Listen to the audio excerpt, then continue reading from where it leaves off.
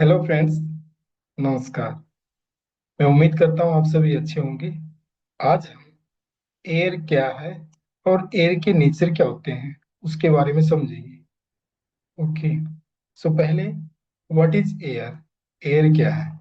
Air basically क्या है कि कॉम्बिनेशन है गैसेस का और वाटर वेपर्स का, जो कि ओडरलेस होती है और कलरलेस होती है, जिसको हम आंख से नहीं देख सकते बट फील कर सकते हैं।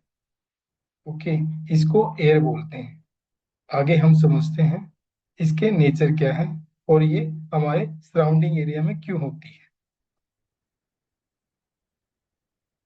सो now, why is air surrounding अस?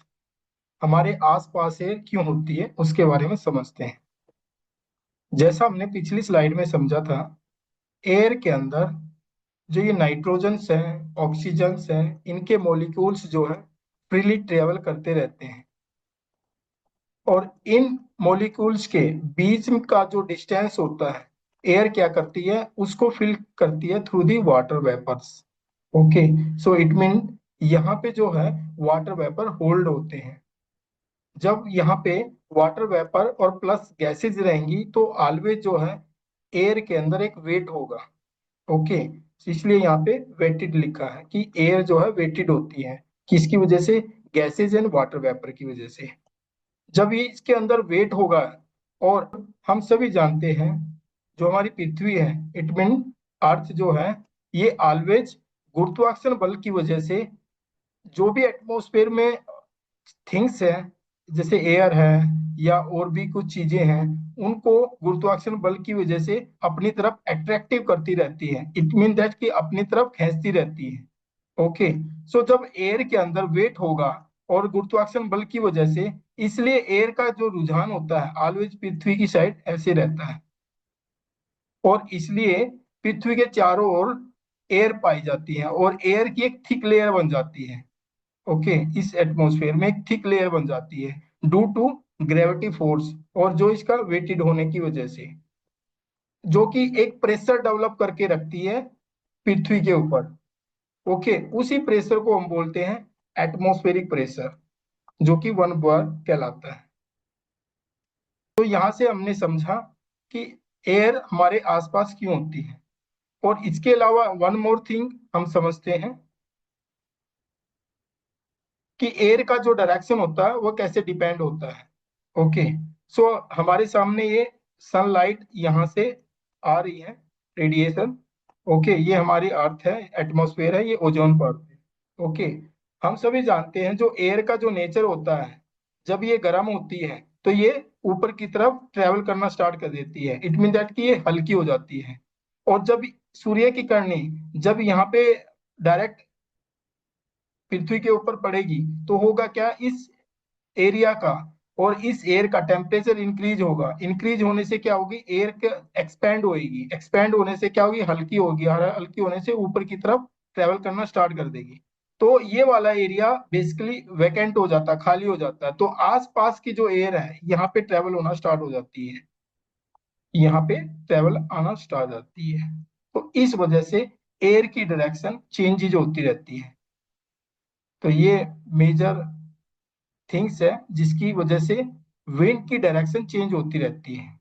आगे हम इसका नेचर समझते हैं कि एयर के क्या क्या नेचर है।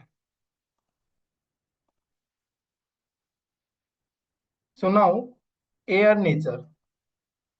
एयर नेचर में जो एयर के बेसिकली 2 तरह के नेचर होते हैं। पहला नेचर क्या है, जो एग्जांपल के तौर पे यहाँ पे समझते हैं, ये एयर का टेम्परेचर है। कितना? 25 डिग्री सेल्सियस। अभी इस एयर के अंदर ये हमने दिखाए हुए हैं, नाइट्रोजन है, ऑक्सीजन है, और अदर तरह के गैसेज है, वाटर वेपर्स हैं। इस तरह के ये फ्रीली ट्रेवल हो रहे हैं। ओके।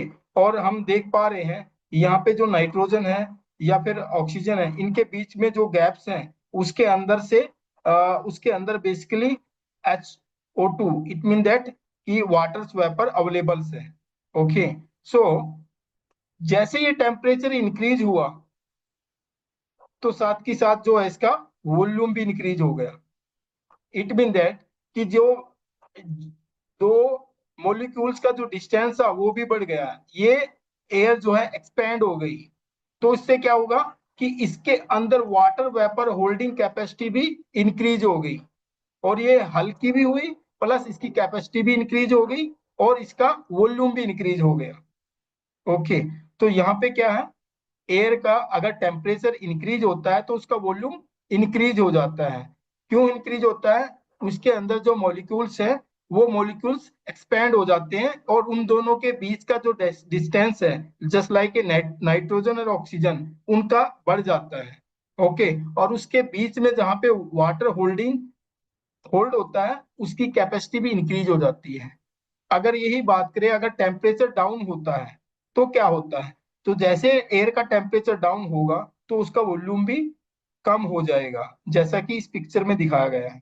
तो इससे क्या होगा, जो एयर के अंदर नाइट्रोजन और ऑक्सीजन या अदर गैस के मॉलिक्यूल्स हैं उनका डिस्टेंस जो है कम हो जाएगा।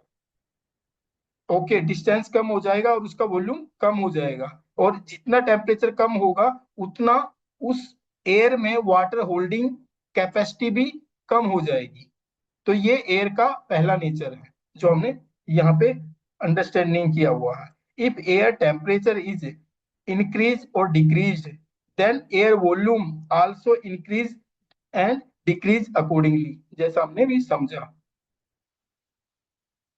एयर का जो दूसरा नेचर होता है, air always try to become 100% with water vapours.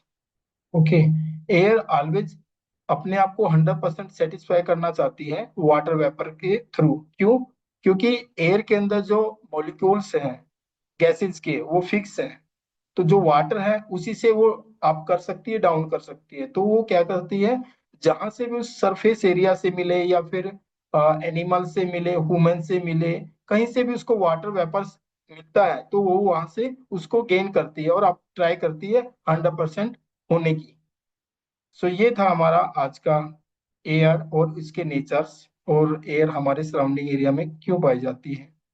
तो अगर आपको वीडियो अच्छी लगी है, so please like, subscribe and share. Thank you.